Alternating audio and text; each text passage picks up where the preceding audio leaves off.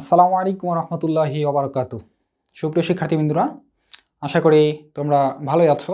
শীতের দিনে সবাই সাবধান থাকো। আমাদের টপিক হচ্ছে বৃত্ত। আমরা জ্যামিতিতে এর পূর্বে রেখা, কোণ, বিন্দু, রশ্মি, ত্রিভুজ, চতুর্ভুজ এগুলোর বিস্তারিত আলোচনা করেছি। যারা এখনও দেখো নাই, তোমাদের জানার জ্ঞাতার্থে অবশ্যই ক্লাসগুলো তোমরা দেখবে। আজকে আলোচনা করতেছি বৃত্ত। তো বৃত্ত কাকে বলা হচ্ছে? প্রথমত হচ্ছে আমরা যদি একটু কল্পনা করি, আমরা যখন বৃত্ত অঙ্কন করি তখন আমাদের এখানে কম্পাসটা বসানো থাকে, তাই না? তাহলে কম্পাসটা বসানো থাকে আর এভাবে আমরা কি করি, সেটা চতুর্দিকে ঘোরাই। তার মানে প্রথমে যখন এরকম থাকে, এখানে কেন্দ্র করে একটা বিন্দুকে আমরা কেন্দ্র করে আরেকটা বিন্দু চতুর্দিকে সব সময় সমান দূরত্ব বজায় রেখে ঘুরতে থাকে। তার মানে বৃত্তের কেন্দ্র থেকে সব দিকে দূরত্বগুলো কি হয়?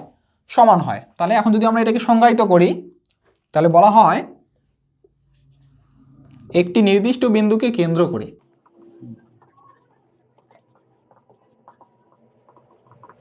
অপর একটি বিন্দু, তার মানে আরেকটা বিন্দু, অপর একটি বিন্দু সবসময় কি করবে? সমান দূরত্ব বজায় রাখবে। তাহলে সর্বদা সম দূরত্ব বজায় রেখে,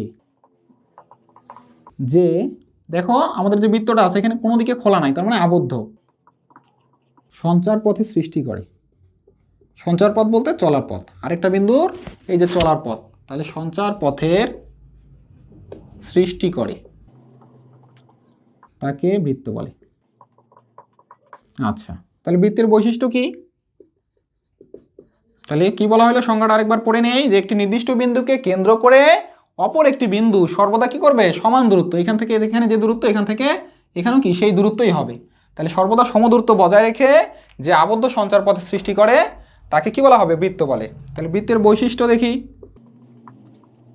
প্রথম কথা, বৃত্ত একটি আবদ্ধ বক্ররেখা। বক্ররেখা, যে রেখা চলার পথে দিক পরিবর্তন করে তাকে বক্ররেখা বলে। এই রেখাটা বারবার দিক পরিবর্তন করতেছে, তার মানে এটা হচ্ছে বক্ররেখা। তার মানে বৃত্ত একটি আবদ্ধ বক্ররেখা। বৃত্তের বৃহত্তম জ্যায়ের নাম হচ্ছে ব্যাস। বৃত্তের বৃহত্তম জ্যায়ের নাম কি? আসবে ক্লাস 8-এর পরীক্ষায়। বৃত্তের বৃহত্তম জ্যা এর নাম, অথবা 5-এর পরীক্ষাও আসতে পারে, যারা বৃত্তি পরীক্ষা দিবে 5-এ। তাহলে বৃত্তের বৃহত্তম জ্যায়ের নাম ব্যাস। তোমাদেরও আছে, বৃত্ত আছে। এরপরে বলা হচ্ছে বৃত্তের কেন্দ্রে উৎপন্ন কোণের পরিমাণ।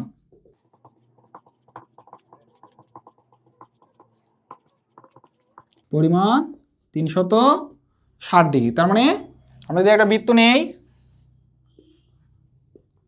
এই যে রেখাটা বৃত্তের কেন্দ্র দেওয়া যায়, এটার নাম হচ্ছে ব্যাস। আমরা আগামীতে পরিচিত হব ইনশাল্লাহ। তাহলে আমরা বলেছিলাম যে কোনো সরল রেখার যে কোনো বিন্দুতে উৎপন্ন কোণের পরিমাণ হচ্ছে 180 ডিগ্রি। তার মানে এই যে এখানে কেন্দ্র, এখানে 180 ডিগ্রি কোণ উপর দিকে, আবার এই রেখার নিচের দিকে 180 ডিগ্রি। তার মানে এখানে 180 আর 180 360। আবার সহজ উপায়, আমরা যখন শিখেছিলাম যে একটা রেখার উপর আরেকটা রেখা যদি লম্ব হয় তাহলে সেখানে 90 ডিগ্রি কোণ উৎপন্ন হয়। তার মানে আমি যদি এটাকে আরও একটু ভাগ করি, যদিও একটা বৃত্তে দুইটা ব্যাস হয় না, আমি দিলাম সুবিধার্থে বোঝার জন্য। তাহলে এই যে এখানে লম্বভাবে সেট করার কারণে এখানে 90, এদিকে 90, এদিকে 90, আবার এদিকে 90। তার মানে 4 × 90 360 ডিগ্রি। তাহলে বৃত্তের কেন্দ্রে উৎপন্ন কোণের পরিমাণ 360 ডিগ্রি। আরও এক জায়গায় কিন্তু 360 ডিগ্রি ছিল, তোমাদের কি মনে আছে? চতুর্ভুজের 4 কোণের সমষ্টি ছিল 360 ডিগ্রি, আর ত্রিভুজের 3 কোণের সমষ্টি ছিল 180 ডিগ্রি, আর বৃত্তের কেন্দ্রে উৎপন্ন কোণের পরিমাপ 360 ডিগ্রি। তাহলে এরপরে আমরা যে বৃত্তের বিভিন্ন জিনিস আছে, অর্থাৎ জ্যা, ব্যাস, পরিধি, বৃত্তচাপ, এগুলো সম্পর্কে আমরা পরবর্তী ক্লাসে আলোচনা করব। এ পর্যন্তই থাকলো। ধন্যবাদ সকলকে।